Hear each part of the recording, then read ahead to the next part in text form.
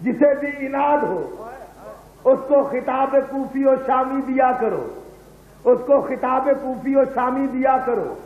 جب بھی مقابلے میں صفے ہو یزید کی، عباس کے عالم کو سلامی دیا کرو۔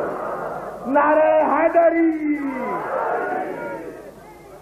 بڑی مہربانی حضور، بڑی نوازی۔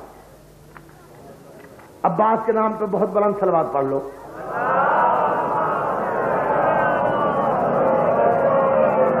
میرا جی چاہتا ہے کہ میں اسی عباس کا 11 سال کی عمر میں 11 سال کی عمر میں اسی عباس کا صفین کے میدان میں معاویہ کے 1,48,000 کے لشکر پہ پہلا حملہ سنا۔ جو سننا چاہتا ہے بہت بلند نعرہ سنائے گا تو میں آگے بڑھوں گا۔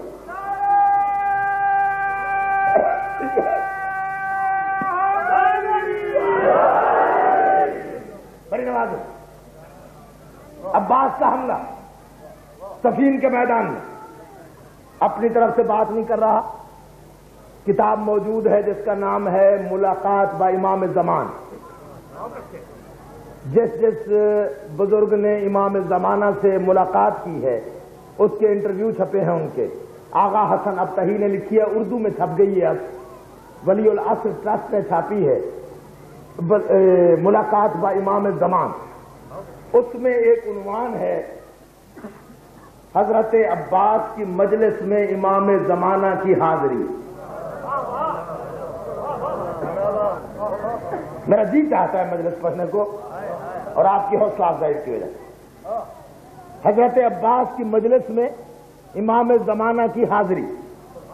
آغا حسن ابتہی لکھتے ہیں کہ ایران کے ایک بزرگ مجتہد قافلہ لے کے حج پہ جا رہے تھے، صبح حج پہ جانا تھا، رات کو انہوں نے 2 رکعت نماز ہدیہ امام زمانہ سرکار بقیت اللہ پڑھی اور گزارش کی کہ مولا مجھے کوئی خاص ہدایت فرمائے حج کے بارے میں۔ تو ابھی وہ دعا مانگ رہا تھا کہ ایک نورانی کرسی لگی، سرکار آ کے بیٹھ گئے، اس نے قدم بوسی کی۔ حضور کہتے مبارک ہو، اللہ تجھے حج کی سعادت نصیب کر رہا ہے، سرکار کوئی ارشاد فرمائے، ہدایت کریں۔ سرکار کہتے ہیں باقی ارکان حج تو اسی طرح سے پورے کرو جیسے فقہ میں لکھے ہوئے ہیں، حضور آپ کوئی ہدایت فرمائے، کوئی خاص بات۔ سرکار کہتے ہیں اگر میری بات سنتے ہو، امام زمانہ فرماتے ہیں اگر میری بات سنتے ہو تو جب روز عرفہ میدان عرفات میں پہنچو، یوم عرفہ جب میدان عرفات میں پہنچو تو وہاں ایک منادی کرنا کہ جتنے شیعان حسین ہیں وہ سارے اکٹھے ہو جائیں اور وہاں ایک مجلس کرنا یوم عرفات میں، اور اعلان کرنا کوئی بیمار ہے وہ بھی آئے، کوئی مقروض ہے وہ بھی آئے، کوئی بے اولاد ہے وہ بھی آئے، کوئی معذور ہے وہ بھی آئے اس مجلس میں۔ اور میری ہدایت یہ ہے کہ اس مجلس میں عباس ابن علی علیہ السلام کا ذکر کرنا، وہ مجلس جناب عباس پہ پڑھنا۔ ہاتھ جوڑ کے مجتہد کہتا مولا کوئی خاص بات ہے۔ سرکار امام زمانہ فرماتے ہیں خاص بات یہ ہے جہاں مجلس عباس کے نام پہ، جہاں ذاکر عباس کا ذکر کرے، محمد سے عسکری تک ہر معصوم میرے جد امجد میری ڈیوٹی لگاتے ہیں کہ میں کائنات کا نظام چھوڑ کے اس مجلس میں جاؤں، وہاں بیٹھوں، جب ذاکر عباس کے فضائل پڑھے، جو مومن یا مومنہ خوش ہو رہے ہوں عباس کے ذکر پہ، اور جب مصائب پڑھے چیخے مار کے رو رہے ہوں، میں امام زمانہ ہوں، میں اپنی دائیں ہتھیلی پہ انگشت شہادت کے ساتھ اس مومن یا مومنہ کے دل کی آرزو لکھ کے نیچے اپنے دستخط کر کے اپنے ماتحت ملائکہ کو بلا کے کہتا ہوں کہ یہ عباس کا ذکر سن کے خوش ہو رہا ہے یا عباس کا تذکرہ سن کے رو رہا ہے، اس کی جو دلی مراد ہے مجلس سے اٹھنے سے پہلے پوری کر دو۔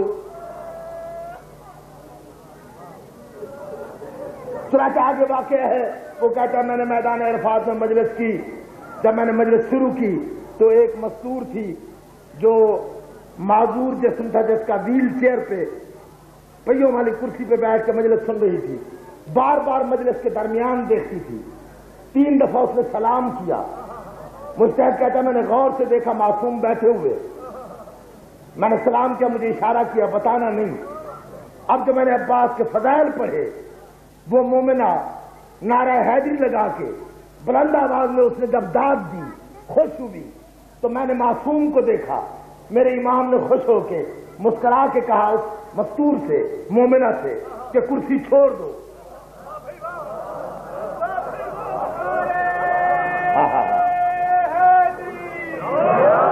کرسی چھوڑ دو، کرسی چھوڑ دو۔ وہ کہتے مولا میں تو معذور ہوں، کہا میں امام ہو کے کہہ رہا ہوں چھوڑ دو کرسی۔ اب جو اس نے کرسی چھوڑی تو اس کا وہ معذور پن جو تھا وہ ختم ہو گیا تھا۔ وہ بار بار، اب سارے مومنین کو جب پتہ چلا تو معصوم غائب ہو گئے، اس لیے کیونکہ صادق الوعد امام کا حکم ہے، وہ صدارت فرما رہے ہیں۔ میں آقا کی خدمت میں دستبستہ گزارش کرتا ہوں کہ مولا آپ کے فرمان کے مطابق میں جناب عباس کا ذکر شروع کر رہا ہوں۔ مومنین بھی بیٹھے ہوئے ہیں، مومنات بھی بیٹھی ہوئی ہیں، ہر ایک کے دل کی آرزو ہے۔ اب میں عباس کا تذکرہ کرتا ہوں، سرکار ان میں سے جو بھی عباس کے ذکر پہ خوش ہوتا جائے، آپ صادق الوعد ہیں، ان کی دعائیں پوری کرتے جائیں۔ کوئی بیمار ہوگا، کوئی محتاج ہوگا، کوئی مقروض ہوگا، کوئی بے اولاد ہوگا، آؤ آج موجزے کی مجلس پڑھتے ہیں۔ امام زمانہ سے میں نے گزارش کی ہے، سرکار صدارت فرما رہے ہیں، میرے ساتھ بولتے ہو، یہ مت دیکھو ساتھ کون بیٹھا ہے، دل میں اپنی آرزو رکھو، عباس کے ذکر پہ بالکل جنون کے عالم میں سنو۔ میں سفین شروع کرتا ہوں، ذکر عباس کا، عباس کی مودت جوش مارے، اس وقت نعرے بھی لگاتے ہیں نا، پھر مصائب بھی جناب عباس کے پڑھوں گا اور مرادیں لے کے اٹھیں گے۔ ہے اجازت مجھے؟ میرا آخری امام سرکار، میں گزارش کرتا ہوں سارے مومنین اور مومنات کی طرف سے، بعد 100,000 سلام آپ تشریف لائیں۔ مولانا عباس کا ذکر کر رہا ہوں۔ یکم ربیع الاول 38 ہجری کی حیا آلود صبح کے غیرت مند سورج نے جانتے ہو اللہ، پوری توجہ، میں نے دعائیں قبول کرانی ہے اور خود بھی دعائیں مانگنی ہے۔ مولا میرے بھائی مجاہد کی زندگی دراز کرے، اس کے بھائیوں کو سلامت رکھے۔ یکم ربیع الاول 38 ہجری کی حیا آلود صبح کے غیرت مند سورج نے، بڑے سمجھدار بیٹھے، کوئی لفظ میں رضائے نہیں جا رہا۔ یکم ربیع الاول 38 ہجری کی حیا آلود صبح کے غیرت مند سورج نے دجلہ کے سنگین ساحل سے سر ٹکراتی ہوئی سرکش موجوں کی آبی نقابیں سرکا کر سفین کے میدان کو دیکھا۔ جانتے ہو میرے ساتھ نعرہ حیدری، علی علی علی، اگر مرادیں لینی ہے آج کو۔ یکم ربیع الاول 38 ہجری کی حیا آلود صبح کے غیرت مند سورج نے دجلہ کے سنگین ساحل سے سر ٹکراتی ہوئی سرکش موجوں کی آبی نقابیں سرکا کر سفین کے میدان کو دیکھا۔ سورج اور تاریخ اکٹھے سفین کے میدان کو دیکھ رہے ہیں۔ دجلہ کے 2 کنارے، دائیں کنارے پر دیکھا میری طرف، دجلہ کے 2 کنارے، دجلہ کے بائیں کنارے پر بنی امیہ کے دسترخوان کی نچڑی ہوئی ہڈیاں توڑ کر پلنے والے کرائے کے 1,48,000 سپاہ۔ اللہ جانے سن رہے ہو یا نہیں سن رہے، میرے ساتھ جانتے ہو نعرہ حیدری، علی علی، پوری توجہ۔ دجلہ کے بائیں کنارے پر بنی امیہ کے دسترخوان کی نچڑی ہوئی ہڈیاں توڑ کر پلنے والے کرائے کے 1,48,000 جو اپنے آپ کو سپاہ کہتے تھے۔ میرے ساتھ ساتھ اپنے آپ کو سپاہ کہتے تھے۔ دجلہ کے دائیں کنارے پر، بائیں کنارے پر 1,48,000 بنی امیہ کے دسترخوان کی نچڑی ہوئی ہڈیاں توڑ کر پلنے والے کرائے کے 1,48,000 جن کا کمانڈر یزید کا بھی باپ، بھاگو یار، یزید کا بھی باپ، سفیان کا بیٹا معاویہ اس کا نام ہے، یہ ان کا کمانڈر ہے۔ دجلہ کے دائیں کنارے پر صرف 25,000 کے قریب فرزندان توحید کا لشکر جرار، جن کا chief of the army staff سلطنت غیرت کے مطلق العنان سلطان عمران کا غیرت مند بیٹا علی۔